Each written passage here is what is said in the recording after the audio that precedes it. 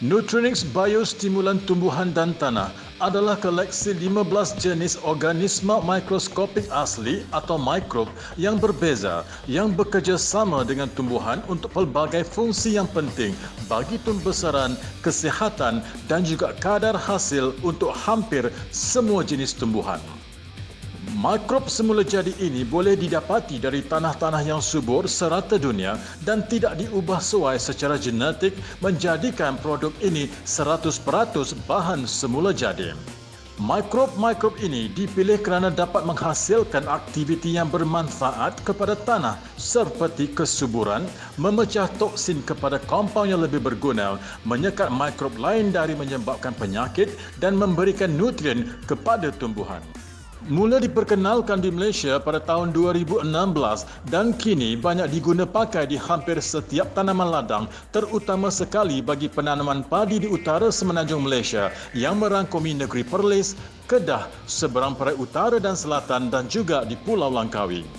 Biostimulan adalah bahan semula jadi atau sintetik yang dapat digunakan pada bijian, tanaman dan juga tanah. Bahan-bahan ini menyebabkan perubahan dalam proses penting dan struktur untuk mempengaruhi pertumbuhan tanaman melalui peningkatan toleransi terhadap tekanan abiotik dan juga meningkatkan hasil dan kualiti biji-bijian.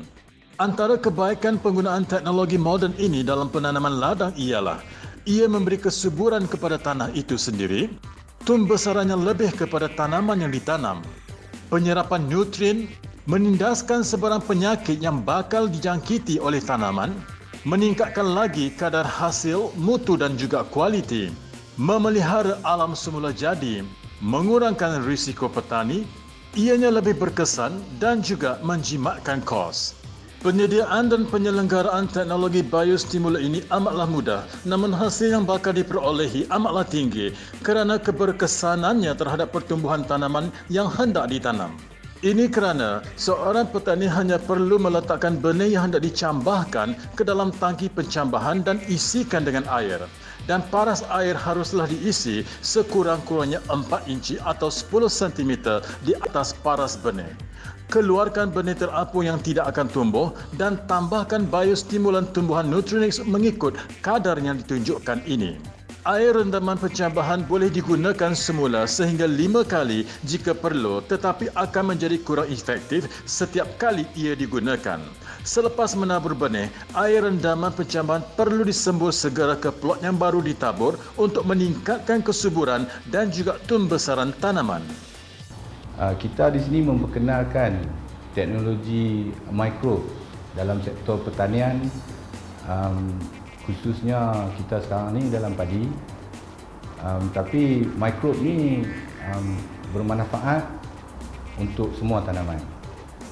Teknologi mikrob ni adalah teknologi yang mana kita mengambil mikroorganisma yang tidak nampak di mata kasar, hanya dapat dilihat melalui mikroskop. Mikrob-mikrob yang ada dalam produk kami ini terdiri lebih kurang 30 jenis mikrob yang membantu dalam pertumbuhan tanaman, pencegahan penyakit dan penyuburan tanah. Apabila kita menggunakan mikrob ini, kita dapat mencegah dan mengkawal berbagai jenis penyakit tanaman. Pada masa yang sama, ia membantu dalam kawalan biologi dari segi menambahkan lagi populasi sahabat ladang, yang mana pada hari ini kita lihat banyak petani-petani kita yang menggunakan kawalan secara kimia.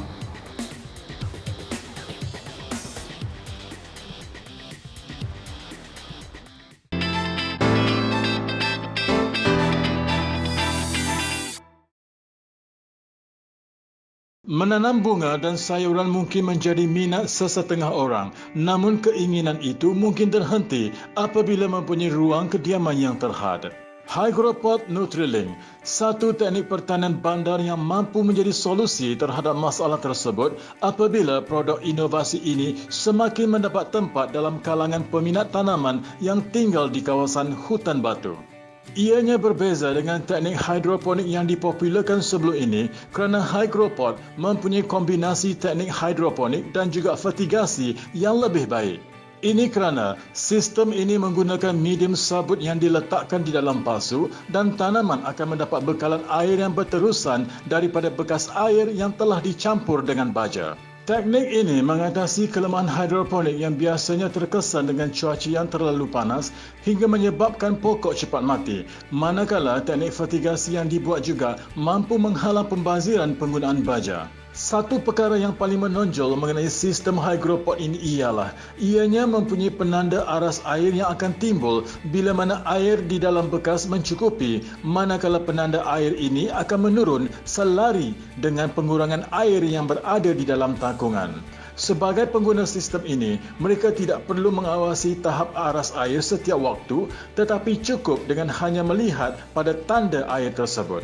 Puan Faris Norita binti Mat Firdaus yang berasal dari Alor Kedah telah mula menggunakan kaedah ini setelah diperkenalkan oleh kawan-kawannya dan beliau merasa beruntung kerana memulakan penanaman bandar ini sejurus sebelum negara dilanda dengan wabak COVID.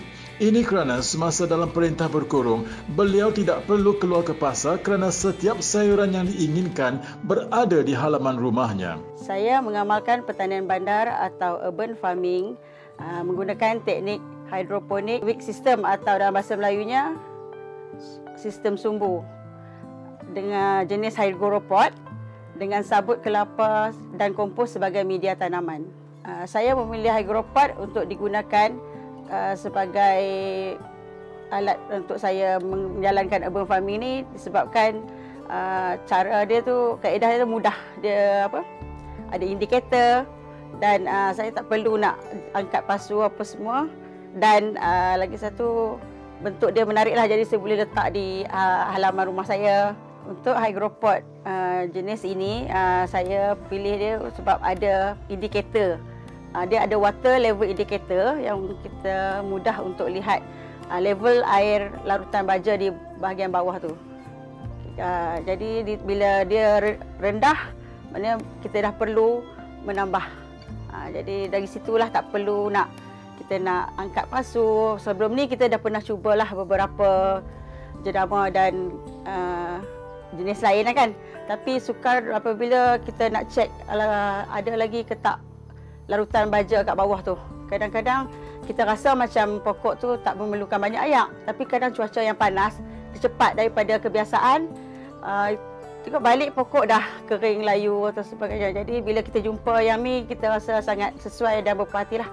Tambah saya sibuk sikit dalam kerja, jadi inilah saya rasa kot yang sesuai lah setakat ni, yang terbaik lah saya guna.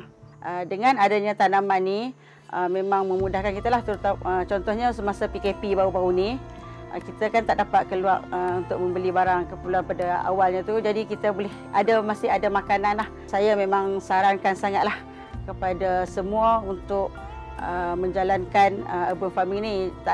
Kita tak boleh bagi alasan sibuk ke, tak ada masa, tak ada ruang, sebab benda tu semua ada penyelesaian dia. Yang penting minat lah.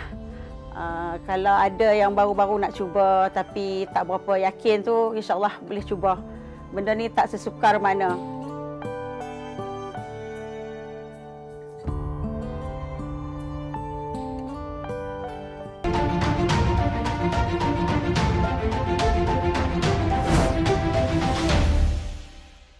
Jerami adalah produk sampingan dari perniagaan pertanian dalam bentuk tangkai dan batang tanaman bijiran yang telah kering setelah benih dipisahkan. Pada dasarnya, jerami di tanaman padi mempunyai banyak fungsi, termasuk sebagai bahan bakar, makanan binatang, lantai tempat tidur atau sangkar, pembungkusan bahan pertanian, bahan binaan, mulsa dan juga kraft tangan. Dewasa ini, banyak produk-produk yang berasaskan jerami telah dihasilkan sebagai salah satu cabang perniagaan agrobis. Salah seorangnya ialah Encik Abdul Rahman Sani bin Abdullah.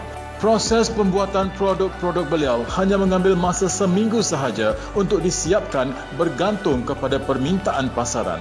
Dengan bantuan yang diperolehi dari badan dan agensi kerajaan seperti Lembaga Kenaf dan Tembakau Negara dari segi bahan mentah yang berupa fiber, serta MADA atau Malaysia Agricultural Development Authority, dan dari segi peralatan sehinggalah latihan yang disediakan oleh Kraftangan Malaysia, beliau telah berjaya memasarkan produk-produk agrobis beliau di serata tempat seperti Muzium Padi dan juga Menara Alostar Kedah selain di lapangan terbang Sultan Abdul Halim Jitra Kedah. Assalamualaikum warahmatullahi taala wabarakatuh. Ini adalah salah satu bahan mentah yang saya gunakan untuk industri agrobase saya.